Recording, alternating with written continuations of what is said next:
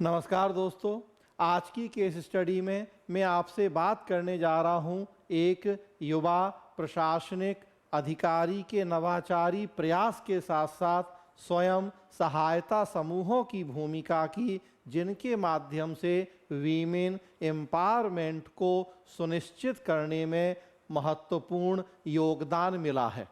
तो युवा प्रशासनिक अधिकारी का प्रयास, स्वयं सहायता समूह और महिला सशक्तिकरण, तो कई टॉपिक्स में आप इस केस स्टडी का यूज कर पाएंगे। देखें क्या है पूरी केस स्टडी। गांव की दहलीज लांघ शहर में प्रेरणा कैंटीन तक की यात्रा। गांव से यात्रा शुरू हुई और ये आगे बढ़ते बढ़ते शहर के कैंटीन तक पहुंच गई। गांव की दहलीज में बंधी महिलाओं को बाजार से जोड़ने की पहल व नवाचार ने वाराणसी जिले में स्वयं सहायता समूह की महिलाओं के जीवन में सफलता और समृद्धि का नया रंग भर दिया है।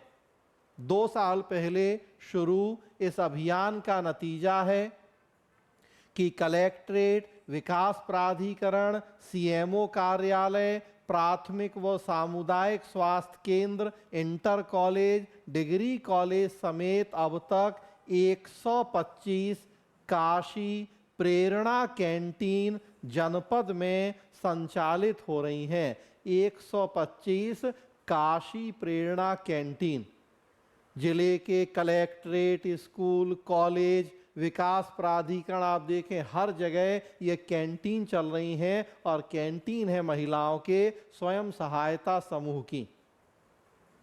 इन सब की कमान महिलाओं के हाथ में है। विकास प्राधिकरण में कैंटीन चलाने वाली ललिता कहती हैं कि सरकार ने हमें अवसर दिया, अब हम इसमें रंग भर रहे हैं। मेरी कैंटीन में बाजरे की सैंडविच समेत मोटे अनाज के अन्य उत्पादों की सर्वाधिक मांग रहती है।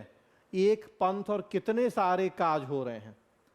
महिलाओं के स्वयं सहायता समूह की कैंटीन, प्रशासनिक अधिकारी के बेहतरीन प्रयास और कैंटीन में भी मोटे अनाज से बड़े उत्पाद, ताकि लोगों के स्वास्थ्य की भी देखभाल हो सके। हम सब सदैव कुछ अलग हटकर काम करते हैं ताकि ग्राहक खिंचे चले आएं। हाल ही में कलेक्ट्रेट में कैंटीन खोलने वाली ब्लॉक आराजी लाइन के हरसोस गांव की ममता कहती हैं, कभी सपने में भी नहीं सोचा था कि हमारी कैंटीन होगी। ममता ही नहीं, आज सैकड़ों महिलाएं गांव से निकलकर शहर में सपने को साकार कर रही हैं। फिल्म सुई धागा से प्रेरणा मिली है। वाराणसी के बेलवरिया गांव की बेबी को 3 साल पहले जब राष्ट्रीय ग्रामीण आजीविका मिशन के तहत गठित समूह की छांव में काम करने का मौका मिला, तो सबसे पहले प्रदूषण के लिए अभिशाप बने प्लास्टिक बैग के विकल्प पर काम शुरू किया। समूह से 10,000 रुपये कर्ज लेकर सिलाई मशीन खरीदी, झोले की सिलाई शुरू की, छोटी बड़ी दुकानों से संपर्क साधना शुरू किया।